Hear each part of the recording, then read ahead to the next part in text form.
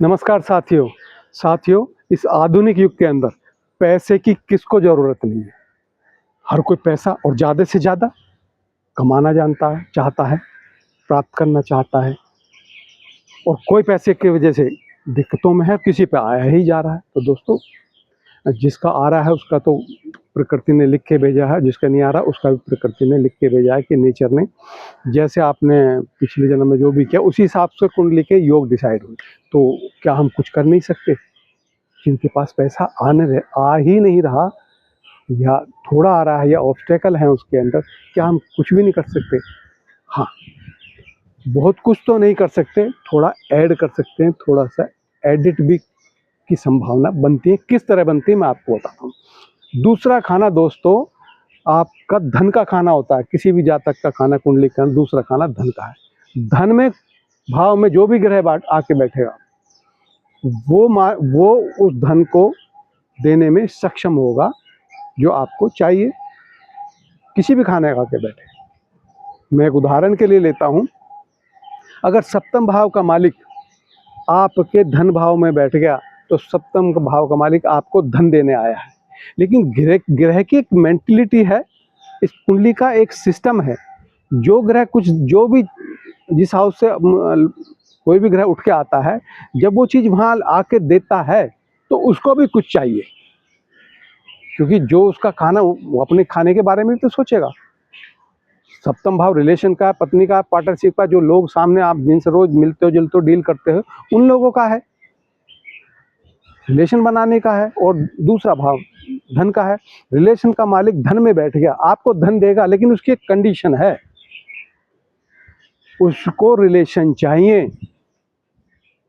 जिन लोगों से आप डील करते हो रोज, सप्तम भाव व्यापार का भी है, जिन लोगों से डील करते हो रोज, पत्नी और लोग, उनसे आपके रिलेशन अच्छे होने चाहिए तो धन मिलेगा। वो कहता मेरे खाने का भी तो ख्याल रखिए। मैं आपको पैसा दे दूं, क्यों दे दूं, मुझे क्या मिलेगा? ग्रह ये सीधा ये कहता है, एक भाव का दूसरे भाव में बैठ के, भाई मैं आपको यहाँ दे देता हूँ, जो आप मांग रहे हो सब कुछ दूंगा, लेकिन मुझे क्या दोगे? मेरे घर का जो मुझे घर का जो सामान है वो मुझे चाहिए। तो सप्तम भाव का घर का जो सामान है वो है रिलेशन, वो है व्यापारिक रिलेशन। पत्नी से रिलेशन अच्छे होने चाहिए। सामने वाले लोग जो आपसे रोज मिलते हैं, अगर आप उनका सम्मान नहीं करते, उनसे व्यवहार ठीक नहीं करते, तो यही सप्तम भाव का मालिक जब दूसरे भाव में जाके बैठेगा तो धन नहीं देगा, धन का नुकसान कराएगा। क्योंकि आपके धन पे तो सप्तम भाव के लोगों का कब्जा हो गया, और सप्तम भाव के लोगों को आप कुछ दे ही नहीं रहे। आपको तो धन चाहिए, उनका क्या आपको ख्याल ही नहीं है। जब आपको उनका ख्याल नहीं तो उनको भी आपका ख्याल नहीं होगा। तो इस तरह चलता है दोस्तों। कई बार ऐसा होता है कि 12वें भाव का मालिक भी आके धन भाव में आके बैठ गया। 12वां भाव मुक्ति का है, जहाँ बैठ जाता है उन चीज़ों से मुक्त कर देता है। तो ऐसा कुछ नहीं होगा। तो दोस्तों, होगा क्यों नहीं? 12वां खाना क्या कहता है? मुक्त होने के लिए कहता है, प्रेम के लिए कहता है, प्रेम के लिए कहता है, सेवा के लिए कहता है, चैरिटी के लिए कहता है। तो जब ये आके इसमें बैठ गया, उसे तो प्रेम चाहिए, उसे तो चैरिटी चाहिए, उसे तो मुक्ति चाहिए, तभी तो वो धन देगा। कहने का मतलब है कि आप मुक्त अवस्था में अगर हैं और 12वां भाव का मालिक दूसरे भाव में आके बैठ गया, उसकी दशा चल गई, महादशा चल गई, तो 12वां खाना है मुक्ति का। अपने यहाँ जो प्रेशर है उसको मुक्त कर दो। मुक्त कब होगा? जब आपकी चाह खत्म होगी। मतलब आपको धन की चाह नहीं रखनी, धन की चाह से मुक्त हो जाओ तो मैं आपको धन दूंगा। आप धन की चैरिटी करो तो मैं धन दूंगा। मैं चैरिटी के लिए धन देना आया हूं, मुझे तो कुछ चाहिए ना। आप प्रेम करो, मैं धन दूंगा। आप लोक कल्याण के लिए काम करो तो मैं धन दूंगा। क्योंकि वो कहता है मैं जहां बैठूंगा उन चीजों से मुक्त कर दूंगा, आपके पास वो चीज छोड़ूंगा ही नहीं।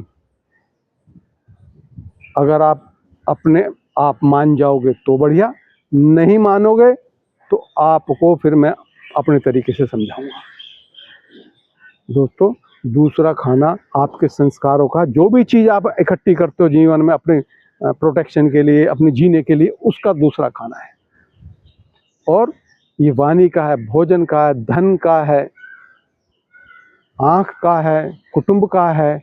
तो इन चीज़ों का ये व्यय कर देगा, इनसे आपको मुक्त कर देगा, आपके पास कुछ नहीं बचेगा जब इसकी महादशा चलेगी। अगर आप प्रेम करते हैं, लोगों का सहयोग करते हैं और इच्छा कोई नहीं है, जो दे दे दाता वो बढ़िया, चैरिटी के लिए आप अपने संसाधनों का उपयोग करते हैं, क्योंकि जब बार-बार खाने का मालिक, उसकी महादशा दूसरे खाने में बैठ के चलेगी। दूसरा खाना जो भी जिंदगी में आप इकट्ठा करते हो ना, उन सब का है।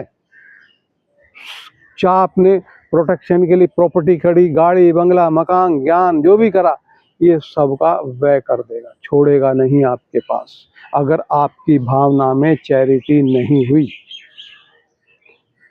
दोस्तों, अगर इस खाने में जो भी ग्रह 12वें खाने का मालिक आके बैठा है, उस पे गुरु की दृष्टि पड़ जाए, देखो गुरु विवेक को दर्शाता है, रॉन्ग और राइट, इसकी एनर्जी रॉन्ग और राइट की ऊर्जा को ट्रांसफर कर देती है जहां इसकी दृष्टि पड़ती है।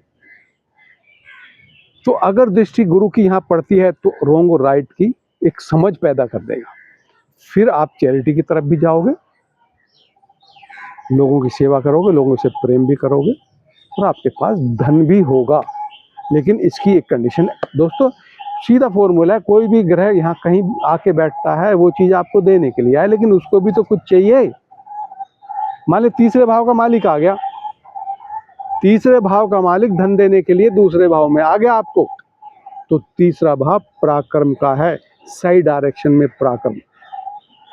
तीसरा जो खाना है छोटे भाई बहनों का है, छोटे जो आपके कलीग्स हैं उनका है।